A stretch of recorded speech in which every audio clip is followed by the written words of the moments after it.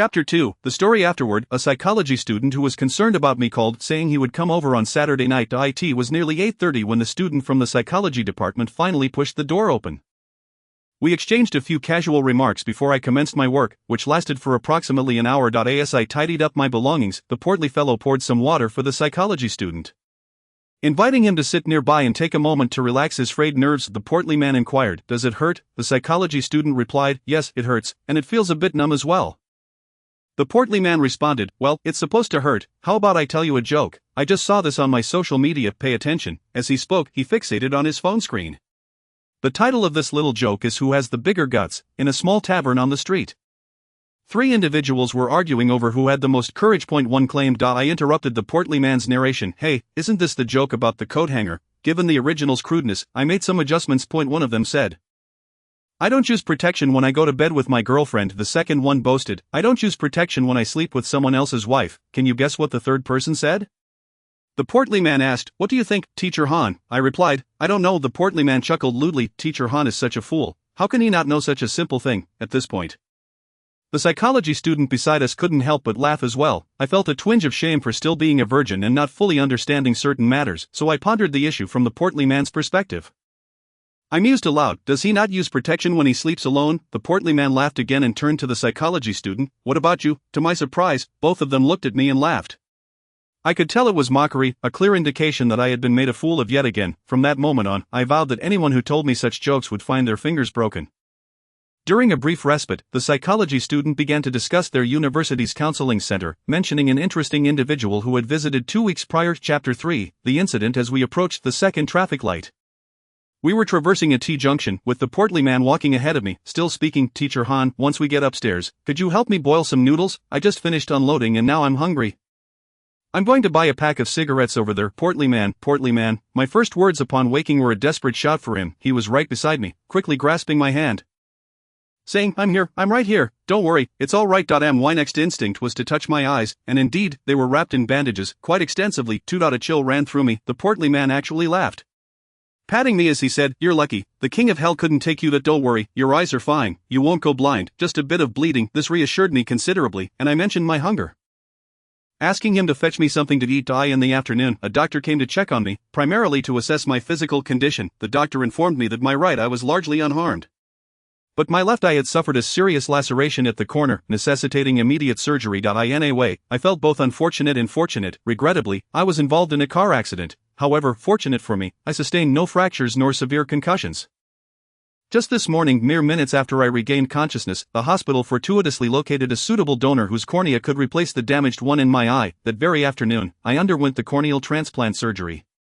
The perpetrator of the incident was a female driver of a BMW, likely a wealthy second-generation heir or perhaps a mistress of someone affluent. In any case, she was quite wealthy. After the incident, she showed her face twice and then vanished, leaving behind a 30-something department manager from some unknown company, impeccably dressed in a suit, to accompany me in the hospital. Engaging him in conversation yielded nothing but a smile and silence. Whenever financial matters arose, he would merely communicate with that woman, her employer, over the phone. It seemed that my cornea was also procured through her connections. Chapter 4, Aftermath. The following day, my rotund companion insisted vehemently that I refrain from accompanying him to the small room, arguing that my eye required ample rest and relaxation. He asserted that he would manage perfectly well alone in the small room. He even suggested that if I wished, I could remain at home, reclining in bed while processing online orders with my eyes closed. During my hospital stay, I had scarcely accepted any orders. A few loyal clients had placed orders, leaving messages stating that there was no urgency.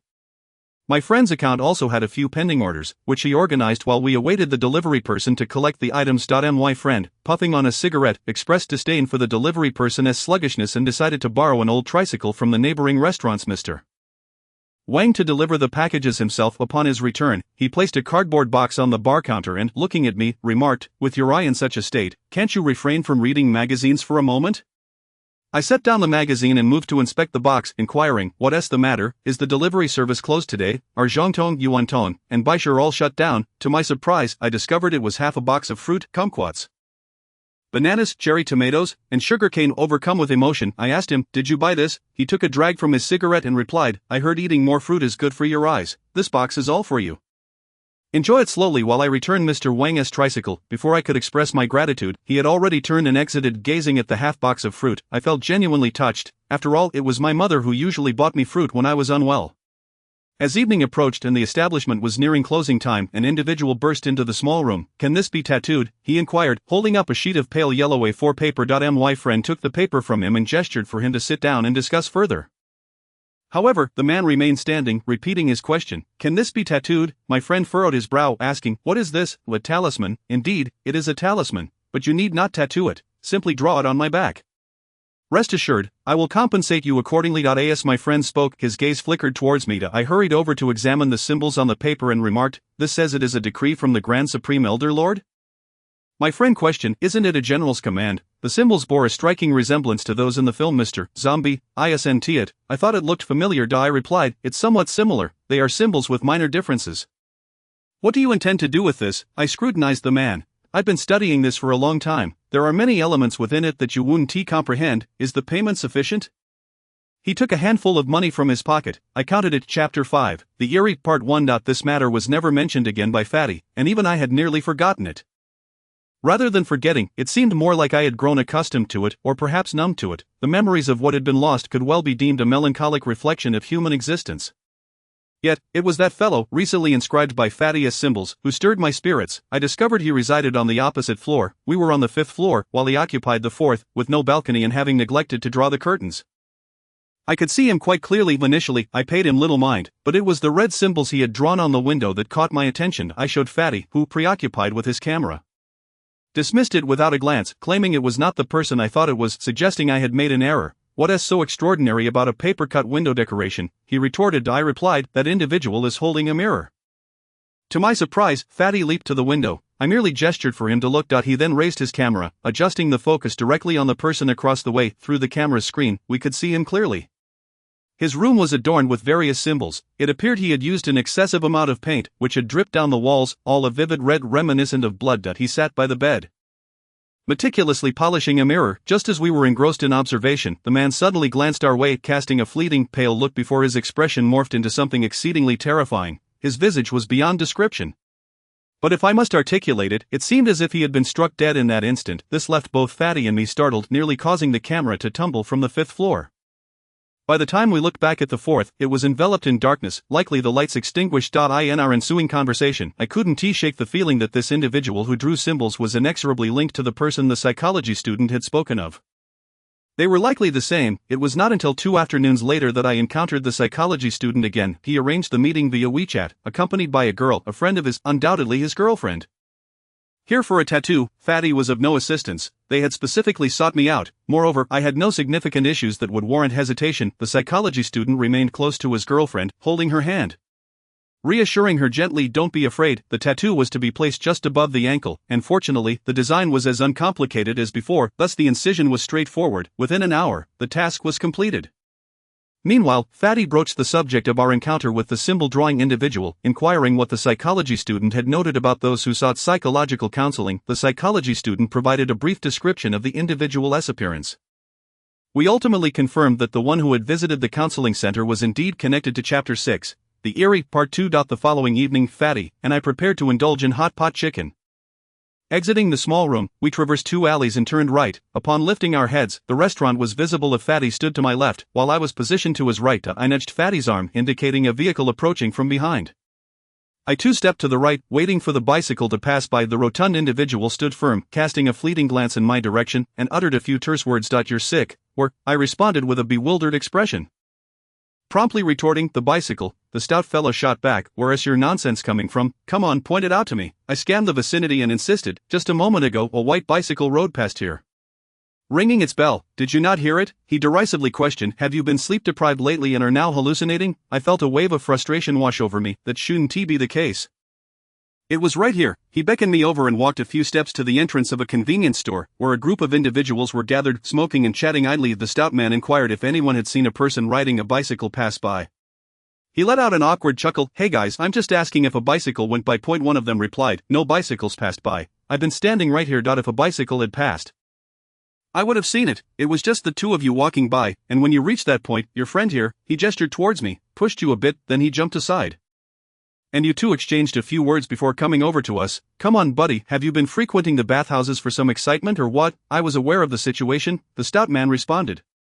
Alright then, it's nothing at all thanks, fellas. I glanced at the stout man, who believed I was still recovering from a mild concussion sustained in an accident, causing a disorientation of the mind. Meanwhile, I attempted to reassure myself. However, he still sensed something unusual about me. After my eye surgery, the pupils of my eyes had turned white. I initially thought he was jesting to lighten my mood, but he snapped a photo for me to see. That was when I realized it was indeed true. Chapter 8, The Soul. During the quiet moments in the shop, much of my time with the stout man was devoted to online business. Exploring various channels for promotions and cultivating connections. At noon, we huddled in a small room enjoying takeout when the stout man inquired if I had heard about a recent death. Who? I asked. The person I used to draw talismans for. The one living opposite us. How do you know? When did it happen? How did he die? Was it really suicide? I listened intently as he continued. I heard he passed away just a couple of days ago. Found dead in his own bed holding a mirror. They say he died with his eyes wide open. I listened closely as the stout man elaborated. The situation is rather peculiar, for someone called the police, prompting their arrival. Yet, when the police got there, they discovered he had been dead for some time. It appears he had ingested a significant amount of tranquilizers and narcotics, and you know what? The curtains were all drawn. The door was locked from the inside, with only he having the key. Strange. Isn't it? You mean to say he died and then called the police? The caller claimed to be his wife. Is that normal? I queried. Not at all, especially since his wife had died 2 years prior from a miscarriage. Dead. Some say that house is haunted, but who can truly know? Not many in our community are aware of this. They fear spreading rumors. The police suggested he had suffered from a mental illness and had been taken to the hospital by the detectives. However, what I never anticipated was that on that very night, I would encounter something strange, something concerning the 4th floor across from me. Once again, from my vantage point by the window, I beheld a woman plummet straight down from the balcony of the building across the way.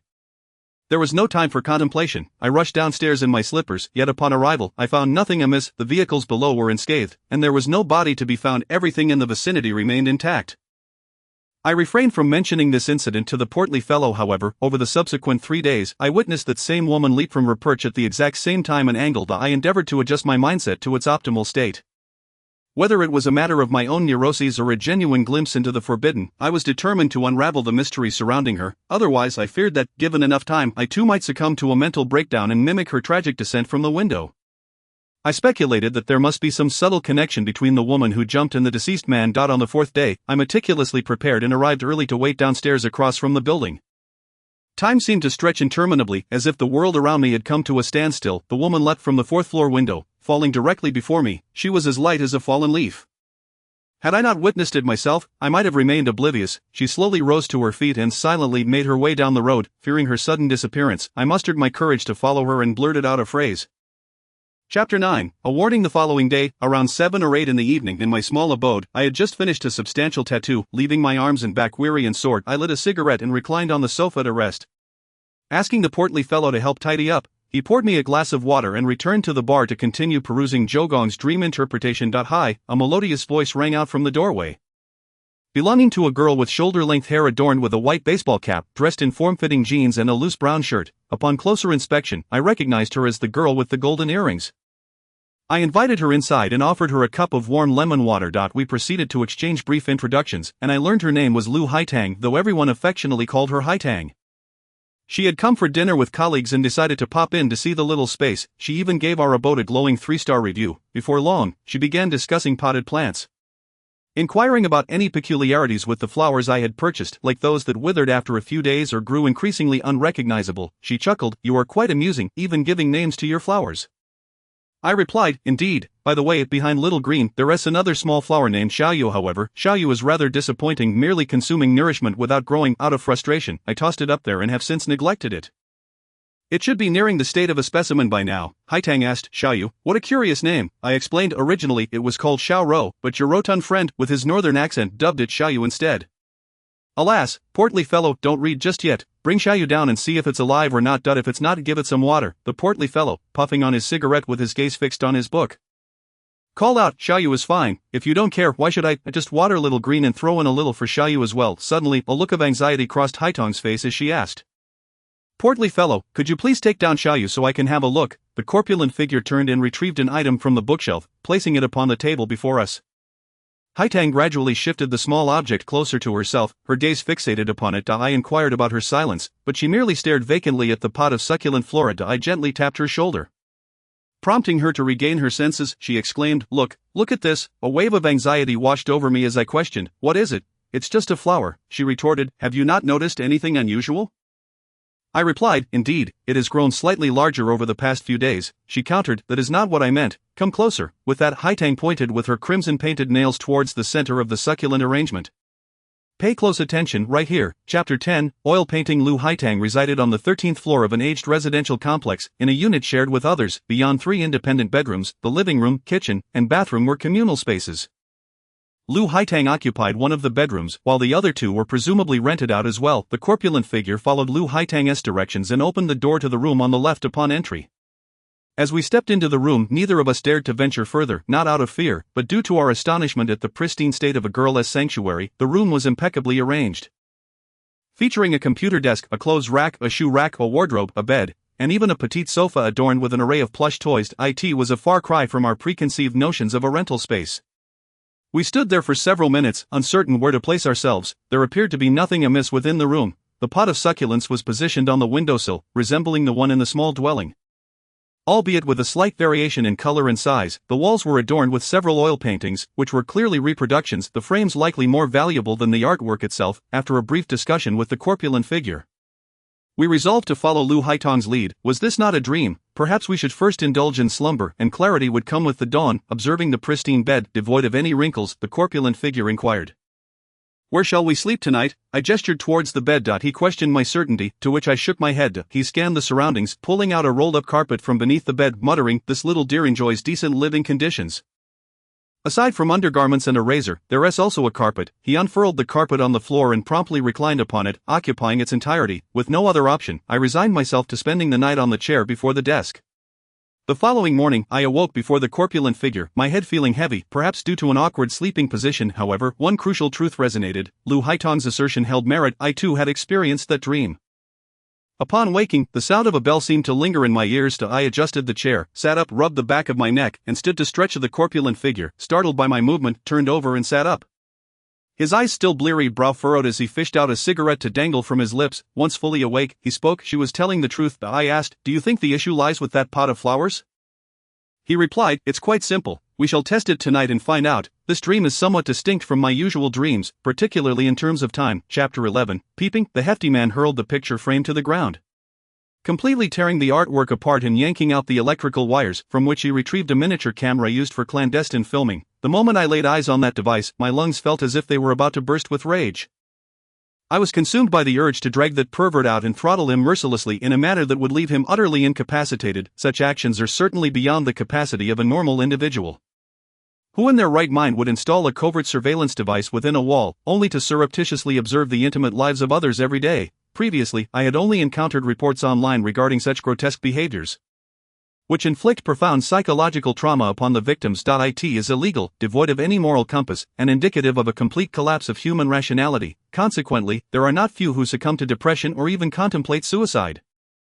I can hardly fathom the twisted psyche of such individuals. It is truly terrifying. Just imagine if you were being watched as you dressed in the morning, undressed at night, gazed into a mirror, drank water, walked, scrolled through social media, or even engaged in intimate acts. What would that feel like? And if these moments were somehow broadcast online for countless eyes to scrutinize, what then? Intolerable, utterly repulsive, a torment beyond bearing? The desire to incinerate oneself, to obliterate this world, becomes overwhelming. Deep down, one knows that should such a violation occur, someone must bear the consequences. I believe that anyone with even a shred of conscience would yearn to gouge out those filthy eyes. I conferred with the hefty man, and we agreed that this matter must remain undisclosed to Lu Haitang. Nevertheless, we must extract those eyes and crush them. The day our small room was closed for business, and under the pretense of seeking accommodation, the hefty man and I sought out the primary suspect in this affair, the landlord, a middle-aged man in his 40s or 50s. In this building, there are only 2 households on the 13th floor, 1301 and 1302. With the landlord residing in the opposite unit, 1302. Over the phone, he indicated that 1301 was currently fully occupied, yet he was willing to rent out a secondary room in his own 1302 unit, and it could be viewed at any time. The hefty man and I had already conspired. We would first inspect the premises to facilitate the capture of the landlord should the opportunity arise. For regardless of whether he was directly involved, he could not absolve himself of complicity. Surely one must know the condition of one's own property. We knocked on the door of 1302, and I requested the landlord to show me the secondary room while the hefty man discreetly assessed the surroundings. The landlord drew back the curtains to reveal a sunlit room, extolling the virtues of the sunshine, the air conditioning, and the underfloor heating, all for a mere $2,000 a month, a splendid deal. And suitable for 2 occupants. Before he could finish his sentence, the hefty man sprang from behind me, delivering a forceful kick to the landlord's abdomen, pinning him to the ground. Upon witnessing this, I rushed over to assist in restraining the landlord, while the hefty man bound him with electrical wires. Enraged, the hefty man exclaimed, "This wretched pervert, who knows how many lives he has tormented? There are 2 or 3 hard drives in that room, filled with clandestinely recorded videos." Chapter 12, Encountering the Supernatural. Following this, Lu Haitang insisted on taking the hefty man and me out for hot pot. Reluctantly, we acquiesced and accompanied her to a restaurant named Jingda Hot Pot. She is not a girl from Sichuan, so it's quite puzzling how she can tolerate such spiciness. As I sat beside the rotund fellow, beads of sweat formed on our brows from the heat of the food, while she seemed completely unfazed, relishing every bite with delight. Beyond the alley, there lay a rather large refuse heap, adjacent to a recycling station. The area was perpetually foul-smelling, deterring most from passing through. I took a few steps to circumvent the garbage pile, my feet treading upon a chaotic assortment of unknown debris. Recognizing that she might be in need of assistance, perhaps having indulged a bit too much in drink, I wondered aloud, "Are you all right?" I called out. She kept repeating, "Help me, help me." I retrieved my phone and activated the flashlight, searching for the source of her cries. A girl clad in black was sprawled about 4 or 5 meters in front of me. And indeed, she had fallen, possibly injured by shards of glass. Half reclining, her delicate, fair legs were exposed, with traces of blood and glass fragments at her ankles. I approached her cautiously and inquired, "Miss, are you all right? Do you need my assistance? Shall I call for an ambulance?" She slowly lifted one hand as if to greet me, and almost simultaneously raised the other, cradling her head. It appeared as though she were holding a freshly pried open paint can. Crimson, akin to paint, oozed from her skull, trickling down her jaw, spilling into her mouth, cascading down her cheeks, flooding her nostrils, seeping into her eyes, penetrating her ears, and eventually dribbling onto her forehead, saturating her hairline. "Help me. I can stitch it myself, please help me," she gasped, blood spilling from her lips as she uttered those words. I cannot adequately convey the overwhelming sensation I experienced in that moment. Fear rendered me speechless. In an instant, I felt as though my very identity was fracturing. It was as if, in that fleeting moment, I had perished, my soul wrenching free from my numb scalp. I lost all awareness of how I managed to dash back to the rotund fellow. Suddenly, I collapsed, my body devoid of sensation and consciousness, save for the awareness of my eyes. The rest felt hollow and empty. I was uncertain if it was the elderly man again. Chapter 13, Strange Happenings Inside the Small Room. The rotund fellow was engaged in casual conversation with the psychology student from last time. I was unaware of the purpose of the psychology student's return to the small room after a brief exchange. I realized he had visited several times, yet I remained oblivious to his name. So I inquired, "By the way, you've come here several times, and I seem to have yet to learn your name." He replied, "I am Han Yu. Many people call me Teacher Han." The rotund fellow chimed in. "Li Wanli," Joey added, "then I shall call you Brother Han from now on, and Brotherly if you prefer." Joey had no classes that afternoon and, not knowing where to spend his time, decided to drop by the small room for a chat with us. I informed Joey about the demise of the individual who had been practicing those incantations. He appeared unfazed, viewing it as an expected outcome. I questioned, if we anticipated such an event, why did we not exert ourselves to prevent it? In that moment, it dawned on me why Joey remained so composed upon hearing of the man's death. This time, Joey redirected the conversation toward the counseling center at their school. The current visitor was a security guard from their institution. "Please share your situation," the counselor urged. The visitor seemed somewhat distracted. Not fully registering the counselor's words, I asked, "There's something weighing on your mind, feel free to share. Perhaps I can assist you in resolving it." "Visitor, the sunlight outside is quite blinding," lowering the hat atop their head. "Indeed. The weather is splendid today, visitor. The moonlight at night is beautiful and gentle, not blinding at all." "You are absolutely right. Is there anything else, visitor? I have noticed that every morning when I wake up, there are numerous wood shavings on the floor." "Wood shavings, falling from the wood, visitor?" "Precisely, it happens every day. Sometimes there are even bits of paper scattered across the ground like snowflakes." "Do you have mice in your house?" "Visitor, I am not entirely sure, but at night while I sleep, I hear the sound of gnawing, crunch, crunch. It keeps on making that noise. Since your place is close to the storage room, there must be mice. You should buy some rat poison at the market, visitor." You are correct, however, that is not the main point I wish to discuss. I came to ask if you believe in ghosts. Ghosts, you see. In Chapter 14, a woman with waist-length hair, heavily made up and dressed provocatively, stood at the traffic light after walking over 300 meters straight. Her slender fingers held a burning cigarette, and she flashed a charming smile revealing her adorable little canine teeth.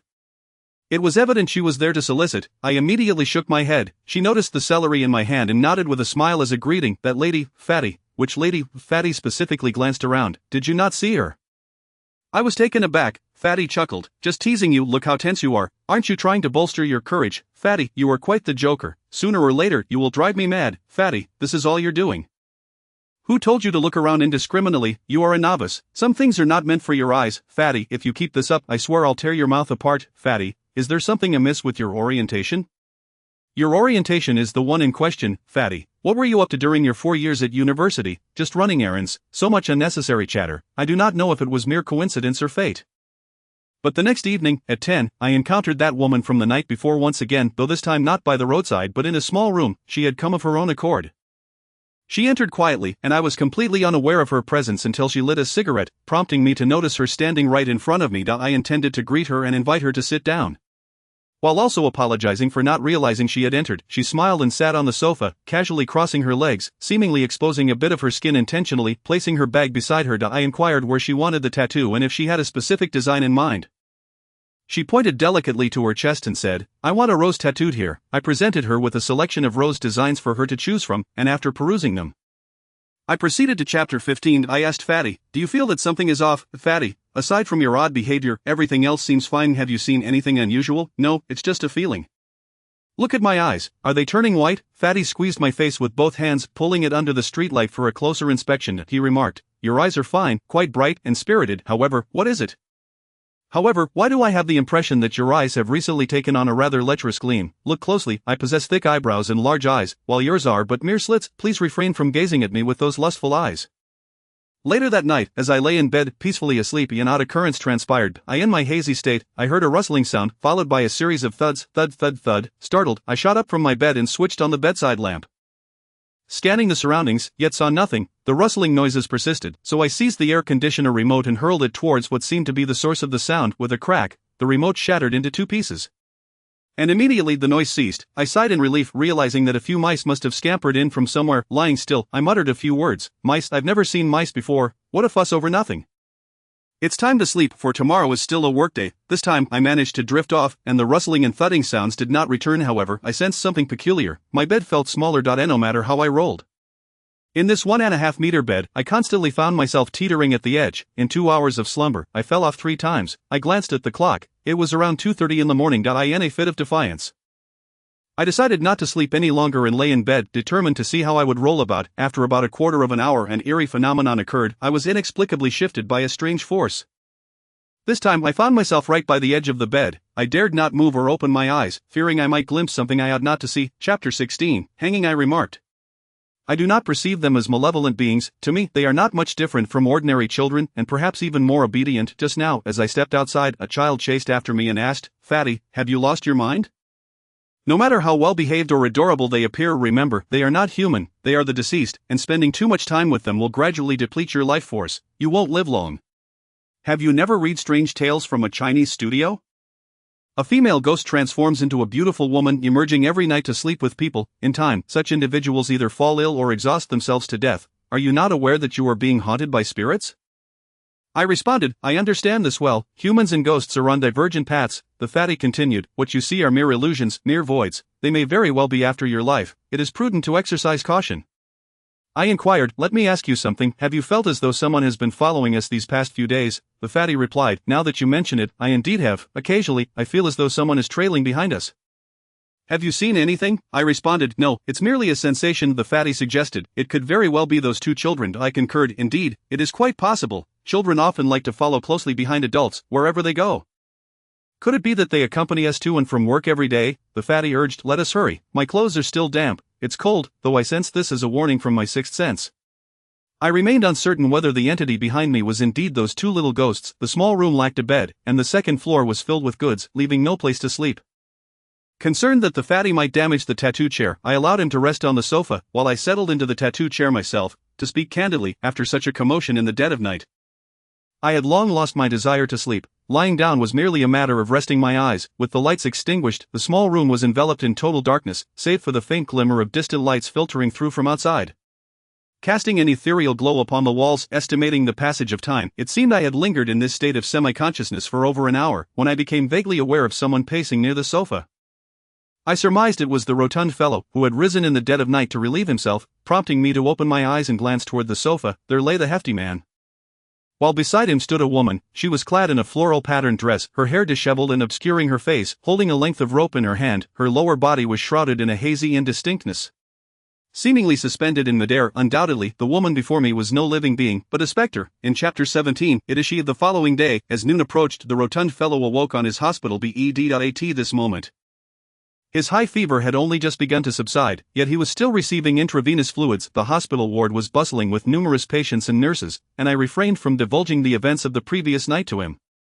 Though he had already deduced much of it, however, he incessantly inquired about the dull ache he felt in his groin. I chose not to disclose that I had inadvertently kicked him there. He lifted his shirt to inspect, relieved to find no apparent harm, exclaiming that he had feared something had been severed. Nevertheless, I sensed that his body had grown exceedingly weak. He staggered while walking and spoke with a feeble voice, as though possessed by a malevolent spirit. I recounted to him the events of the previous night in detail, and he appeared astonished to learn that he had been led by a ghost to hang himself.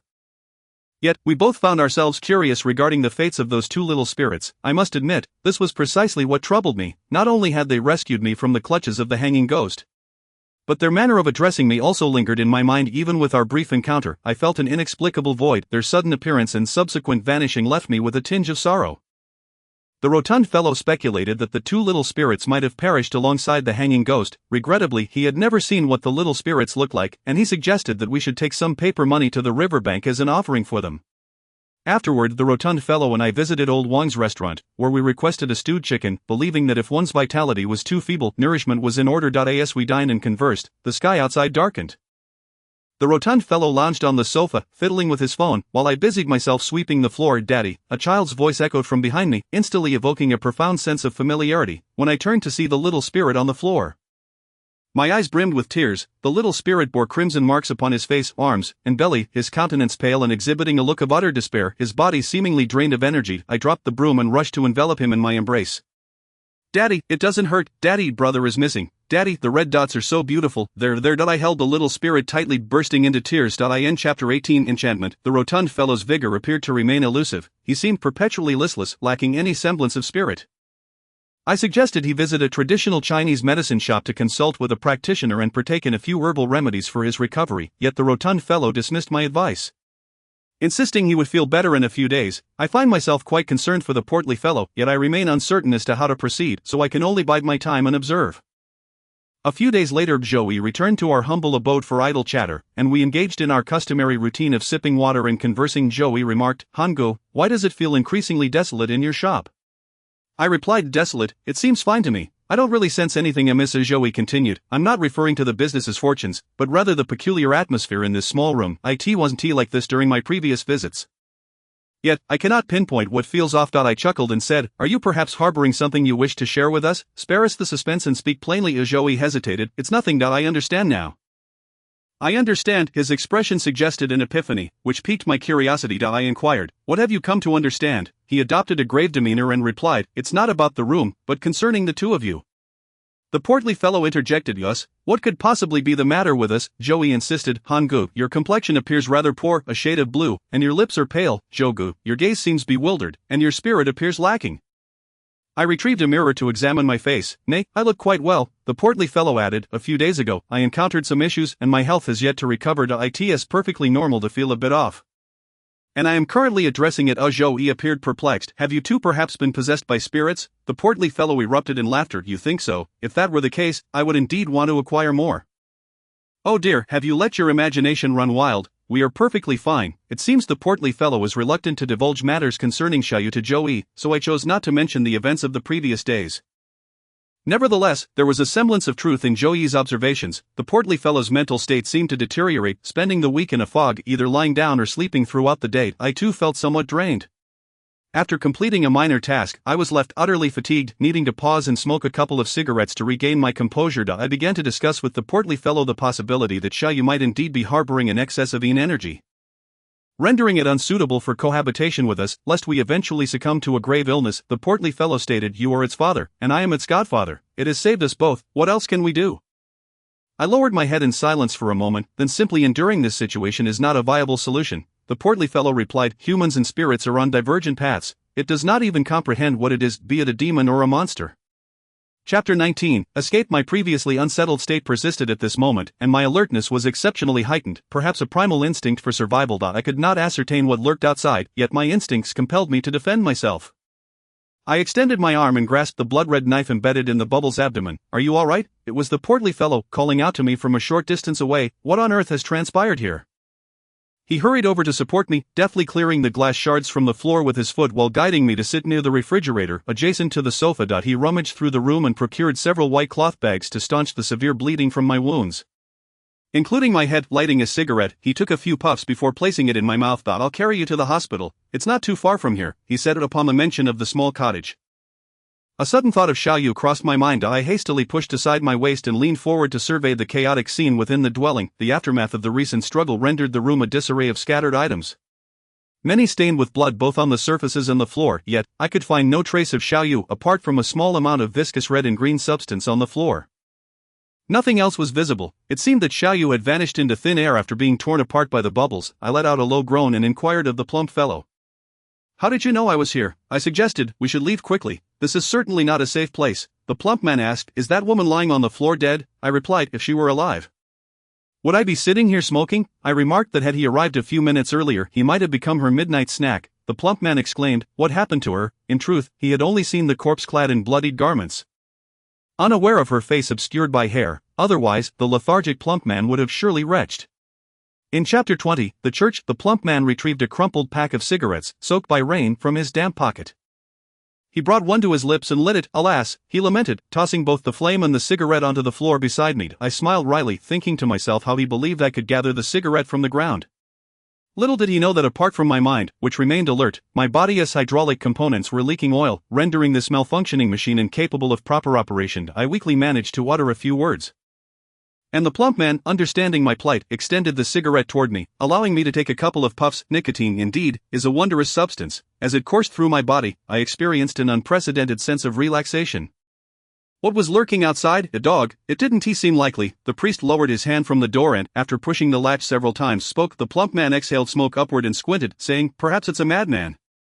Like a dog, the priest replied, their hearts may have been consumed by the devil, they have transformed into demons themselves, praying before the crucifix. Fear not those who can kill the body but cannot kill the soul.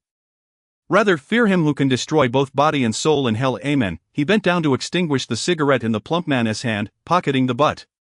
The church, a sacred space, forbids smoking. The plump man, bewildered by the sudden confiscation of his cigarette, nodded helplessly. All right, I won't smoke in the church again. He then asked the priest, can you check on him? The priest approached me, nudged my body, and examined the wound on my back, stating, why is there so much blood? We must disinfect this immediately. The wound has been soaked in rainwater for too long and is prone to infection. That young man, come help me carry him to the back. Though he mentioned carrying, I was not truly lifted. Rather, after the plump man assisted, the priest bore me on his back, exiting through a side door of the church. We traversed a long, dim corridor until we pushed open a large wooden door. Entering a room, the priest laid me on a table, while the plump man helped me remove my drenched shoes and socks. The priest then fetched a small first aid kit, some old clothes, and towels. I glanced into the first aid kit, which contained 2 rolls of gauze, a bottle of alcohol, 2 packs of cotton swabs, and various other supplies. My garments were not removed. Instead, they were ruthlessly severed by the priest and the stout man. After the fabric was torn away, they stared at me in silence, likely startled by the irregular and extensive lacerations adorning my back. I instructed them to first bandage the larger wounds, while the smaller ones could simply be disinfected. The priest examined my injuries and informed me that the bleeding was minimal and none of the cuts were particularly deep. However, there were over 30 varying-sized gashes, with the skin having been considerably torn open. As I shifted my body, the stout man, bracing himself against the door, breathlessly informed me of the imminent danger of reanimation. I swiftly ignited a flame for illumination. Upon seeing the light, the stout man raised his hand and swiftly secured the door. He urged me not to inquire further, explaining that the windows were too high for us to escape through, and we must hastily find a weapon, for it would be disastrous if it approached us. I suggested he seek out a suitable weapon for himself while I held the door. The weight of heavier objects was beyond my current capability, and this bottle would suffice. I offered him my lighter, which he declined in favor of a half-burned candle that he ignited. The stout man carried the candle around the room, rummaging until he finally unearthed a bundle of rope. The rope, about the thickness of a pinky finger, was a dusty gray-white, coated in a thick layer of dust. He positioned the candle in a suitable spot to maximize its illumination within the room. The stout man then produced a hammer approximately 30 centimeters long from behind him and instructed me to remain inside, ensuring the door was securely shut, and to refrain from venturing out at the slightest noise. Considering the situation, my physique would only hinder the stout man if I were to run amok in the church. If it truly was a reanimated corpse, it would be as terrifying as the shadow lurking outside. I deemed it wiser to remain indoors and avoid a fatal encounter, as this room still provided a semblance of safety. The stout man cautiously opened the door and peered outside, through the crack. I discerned a faint light emanating from the corridor, likely from emergency lighting activated during the power outage arranged along the upper side of the corridor. He detected no immediate anomalies or strange sounds and stealthily slipped through the door with the hammer in tow. I secured the two doors tightly, locked them, and propped a table against them, finally allowing myself to relax. Suddenly, the door was violently battered, accompanied by cries for help. Recognizing the priest's voice, I pushed the table aside to open the door. Just as I approached, I heard a muffled thud, and to my horror, two arms burst through the door. It was evident they had crashed in from the outside, leaving two substantial holes in the door. The priest's agonizing screams sent chills down my spine. Caught off guard, as the arm reached inside, I instinctively leaped back, my backside colliding with the table, though I did not fall, before I could wield the bottle to strike at the dead man's arm. It retracted back outside. "Quick, hold him," I heard the stout man shout. Immediately I swung the door open. A glimmer of light revealed a figure clad in tight black attire, lifeless before the door, eyes rolled back. A knife protruding from their chest, blood smeared all around. The deceased was strangled from behind by a corpulent figure, while the lower half of the body was embraced by a priest at the front. A line descended, forming Chapter 22. 7 days later, I was awakened by the corpulent man. At this moment, I realized I was still within the confines of the church, albeit lifted onto a soft pew. I had been sleeping comfortably, though my neck felt somewhat awkward, as if I had slept wrong, with drool pooling beneath me. Moreover, I had a dream, one that held a certain intrigue, which I felt compelled to share. The dream unfolded as follows. The protagonist was a girl. On the first day, the sky was overcast, however, a gentle breeze wafted through, rendering the atmosphere far from oppressive. I stood on the balcony, toying with my camera, capturing the architectural marvels of vehicles, pedestrians, and crosswalks before me from various angles. Leaning over the balcony to take a photograph, I adjusted the focus, noticing a cherry blossom tree below. As the wind stirred, delicate pink petals cascaded to the ground, obscuring much of the crosswalk while mingling with old lampposts, aged buildings, and passers-by. The scene was breathtaking, and I could not resist pressing the shutter. On the second day, the sky remained overcast, awakening from a restful slumber.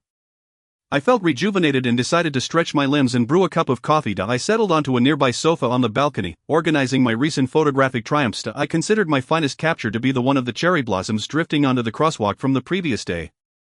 Particularly from an aerial perspective, absolutely stunning. I mused that sharing it online would likely garner much appreciation, perhaps even attracting new followers and increasing my popularity. Hence, I uploaded the photograph with a caption that read, "Walking on the crosswalk of fans, wishing to brush past you." On the third day, with clouds overhead, my social media feed inexplicably filled with peculiar comments, farewells, ellipses, question marks, and other oddities. What struck me as even stranger were the comments wishing peace for the deceased, invoking blessings from Buddha, and other bizarre phrases. I found myself perplexed. Such a beautiful photograph elicited no admiration, only distasteful curses. What was wrong with these individuals? After scrolling for quite some time, I finally encountered a few coherent remarks. "Sister, did you capture something sinister? Perhaps you should delete this post." And alas, did that woman lying on the ground perish in an accident? I scrutinized my photograph closely and noticed nothing amiss, no woman, nor anything peculiar. On the fourth day, the weather remained gloomy. The comments persisted, just as abundant as the previous day, and upon reviewing them once more, I found them to be repetitive, each word instilling a sense of dread within me.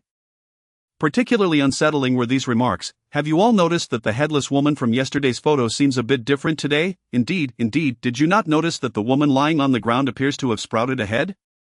Oh, now that you mention it, I didn't see it before, but it does look like her head has indeed grown a bit." On the fifth day, rain fell. Chapter 23, The Curse of the Murderous Rose.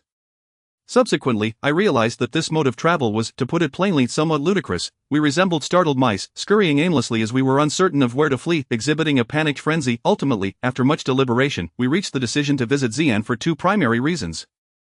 Firstly, I have never set foot in Xi'an and yearn to experience the city known as the Golden City of 1,000 Miles and the Land of Abundance. I wish to behold the grandeur of the ancient city walls, the elegance of the bell tower, and the renowned terracotta warriors. After all, seeing is believing. Moreover, I am eager to savor Xi'an's culinary delights, including fried noodles, stewed noodles, sauce noodles, spicy oil noodles, and sour soup noodles, not to mention the famed sauce noodles.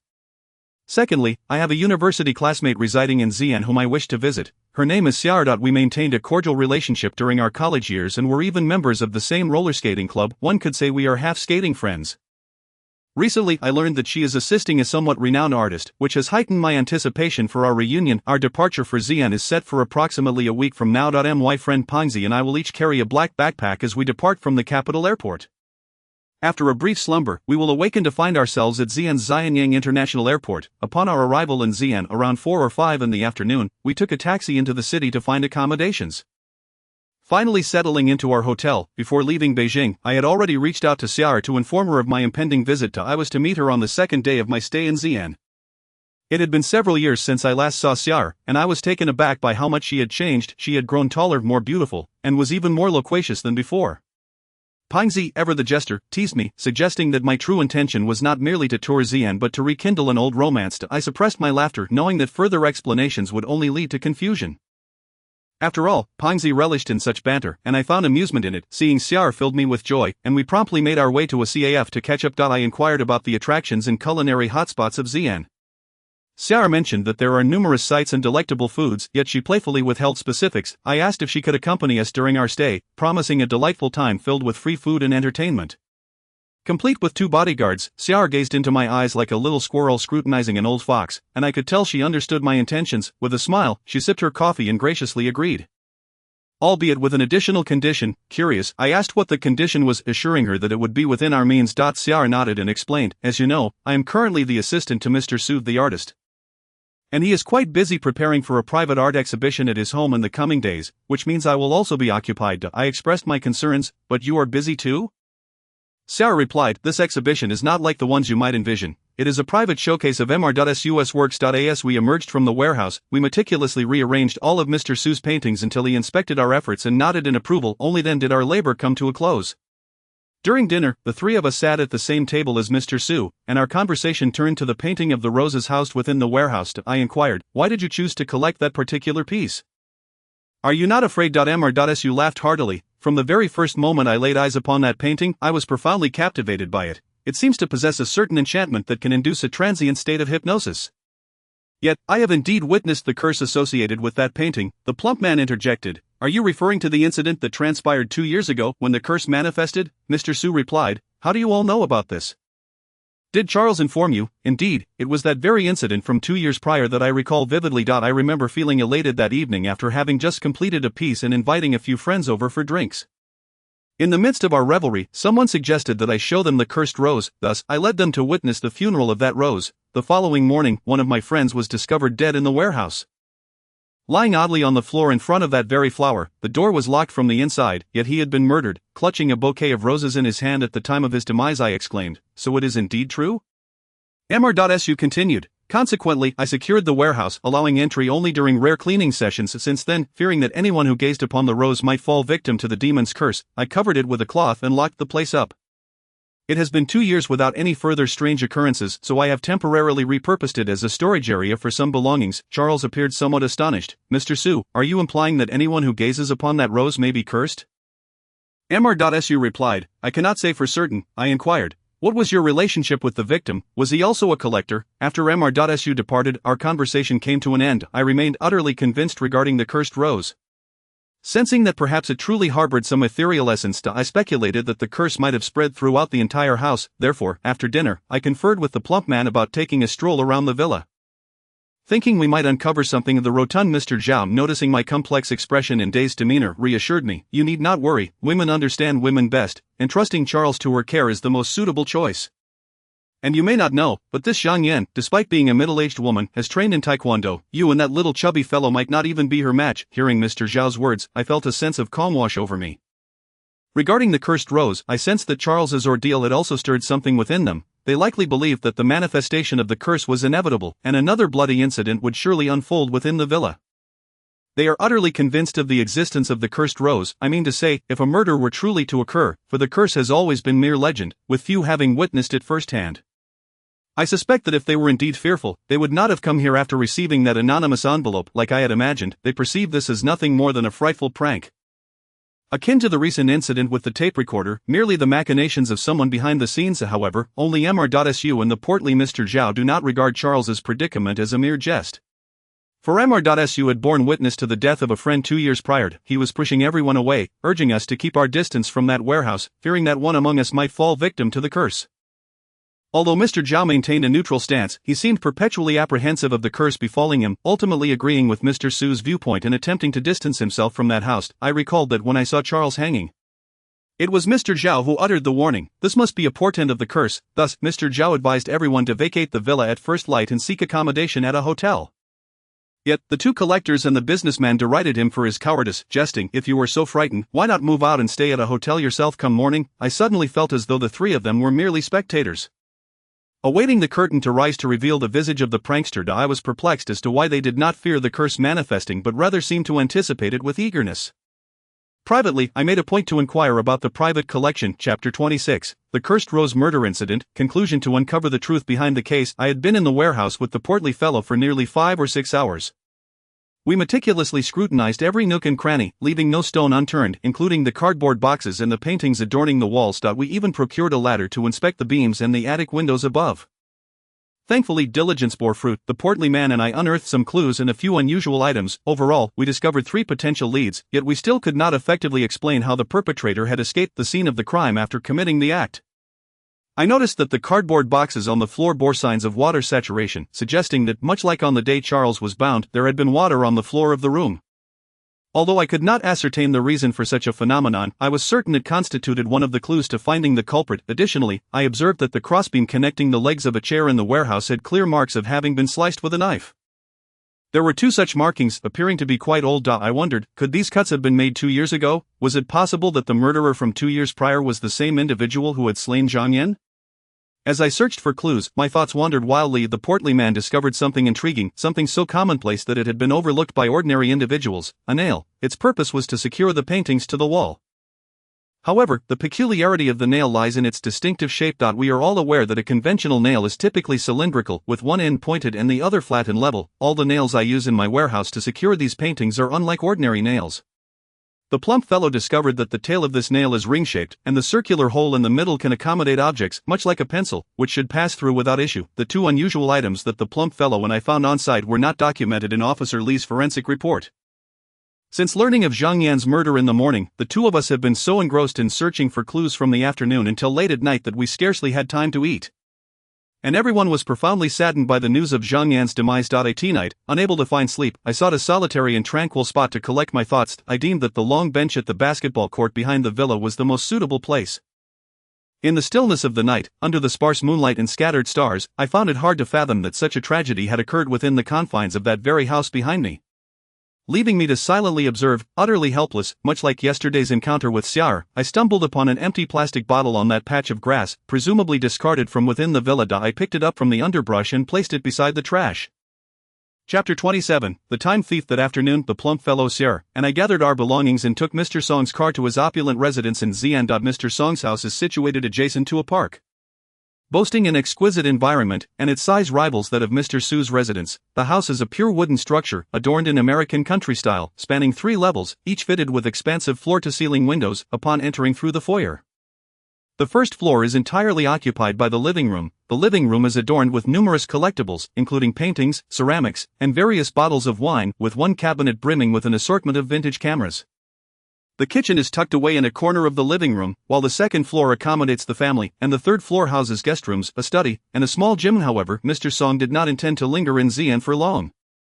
After entrusting us to the caretaker of the villa, he planned to depart the following day. The caretaker is a distant relative of Mr. Song, whom we also refer to as Uncle C. I found Uncle C to be somewhat peculiar.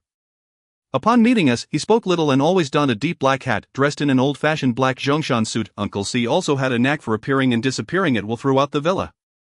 Akin to a ghost, moving without a sound, rendering us utterly oblivious to his presence. Since this was a place arranged by Mr. Song in his own home, we felt nothing but gratitude and refrained from questioning anything.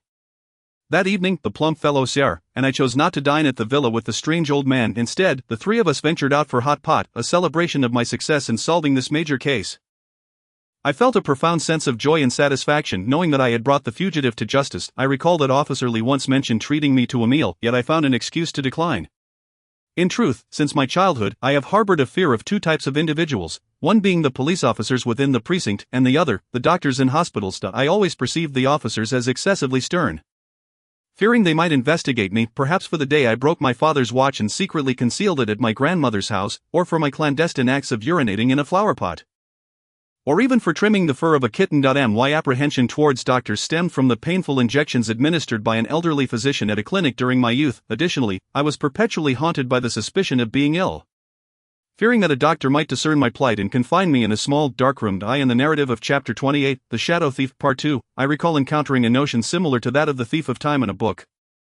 The text expounded on various methods employed by such individuals to pilfer time. A thief of time would swipe moments from around their neck, using their hands to capture time from both the front and back before absconding with it. Due to the impracticality of this approach, most time thieves resort to resting their hands upon their shoulders to seize time, often unaware of their actions. The sole indicator of their thievery is the presence of 4 horizontal lines upon their hands. To preserve their own temporal abundance and stave off aging, they continuously siphon time from others. The principle behind this theft seems akin to the concept of time filling. Time is not continuous. Physicists theorize that it is quantized, possessing a minimal scale. Though this idea remains unverified, it facilitates an understanding of the so-called time filling. It is quite simple, one merely needs to insert the stolen time into the gaps of time. For a time thief, an hour we experience would translate into 2 hours within their realm. Their cellular aging process also slows, explaining why those who steal time appear perpetually youthful. To illustrate, consider if you have ever encountered someone who excels academically without ever being seen studying, or a primary school teacher from over a decade ago who seems unchanged in your eyes. There are numerous examples. The methods of time theft vary widely. I have gleaned differing techniques from several books. Some involve resting hands on shoulders.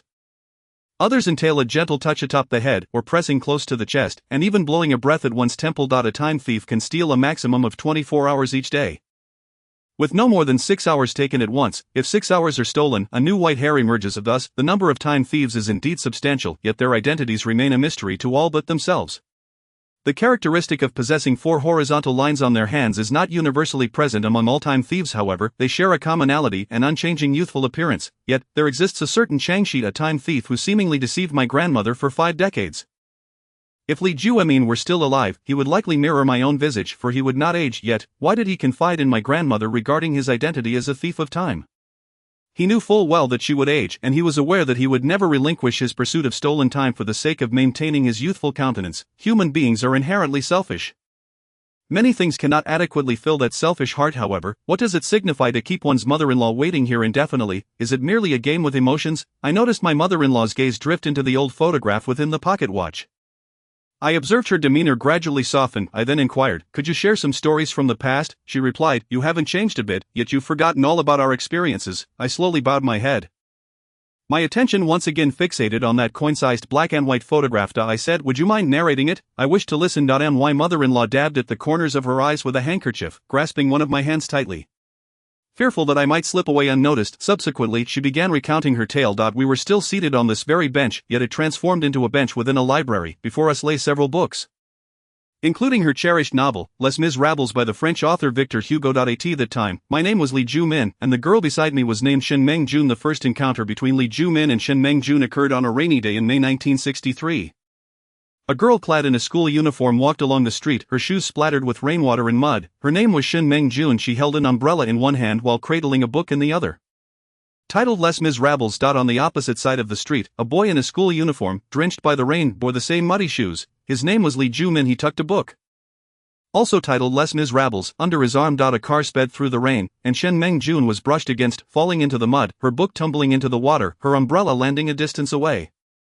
Li Juemin helped her up, retrieved the umbrella, and placed his Les Miserables into Shen Mengjun's arms. Absconding with her soaked book, Shen Mengjun watched his retreating figure fade into the rain, forgetting to utter a word of thanks. The first love letter between Li Juemin and Shen Mengjun materialized in the library, where Lin Juemin sat opposite Shen Mengjun. They each engaged in their own activities, as if they had never crossed paths. He perused the sodden, mud-stained Les Miserables, while she, seated before him, read his copy of the same. She recognized him yet chose not to disclose it, and the words of gratitude remained unspoken. Later, Shen Mengjun discreetly placed a note within that very book. Subsequently, Lin Juemin discovered an additional page in his book upon which were inscribed the 2 words, "Thank you." The first conversation between Li Juemin and Shen Mengjun unfolded thus: "Why do you remain silent? You aren't even sipping tea." Lin Juemin gazed at Shen Mengjun without responding. Are you mute? I genuinely wish to thank you for that day. Haven't you already expressed it? He retorted. Please do not seek me out again. With that, Lin Jumin departed. Their second conversation transpired as follows. I have come to return your book. Lin Jumin regarded Shin Mengjun in silence. Here you go. And then Shin Mengjun walked away. The third conversation between them commenced. Please return my book. Lin Jumin continued to remain silent. I kindly ask you to return my book. Do not come looking for me again, he declared. Their second love letter was composed of silence, as Li Jumin took out a note and placed it before Shin Mengjun. Those were the two handwritten characters. Thank you by Shin Mengjun. The secret of Li Juemin.li. We cannot be together, Shin. Why, is our revolutionary friendship not deep enough, Li? The person you see is the version of me from 30 years ago.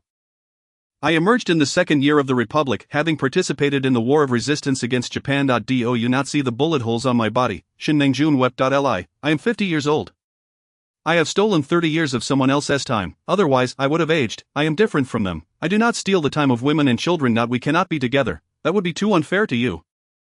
This marks the first photograph of Li Juemin and Shin Mengjun together. In the winter of 1963, amidst heavy snowfall. Shin, today is my birthday. After today, I will be 20 years old. Can you stay with me for a while? Li, come, I will take you to a wonderful place. The first and last kiss between Li Juemin and Shin Mengjun. Shin Mengjun lay on a hospital bed on the brink of death when Li Juemin stealthily entered the hospital. Li, do not worry, you will recover. From now on, I will no longer steal time. I will spend all my time with you. Promise me. After you get better, wait for me at that library. You wait for me to marry you. Li Juemin kissed his mother-in-law's forehead, and tears streamed down his face. Wait for me to marry you. These 5 words were the last his mother-in-law uttered, a phrase that made her wait for him for 50 years. She recounted that Li Juemin never appeared again, as if he had suddenly evaporated from the world, leaving no trace behind. If it were you, what would you think? I believe Lin Juemin is not selfish at all. He loves his Shin Mengjun, and he despises himself. He loathes that she was born after him, while he was already old. Perhaps he truly devoted his future time to accompany Shin Mengjun, giving her all his time.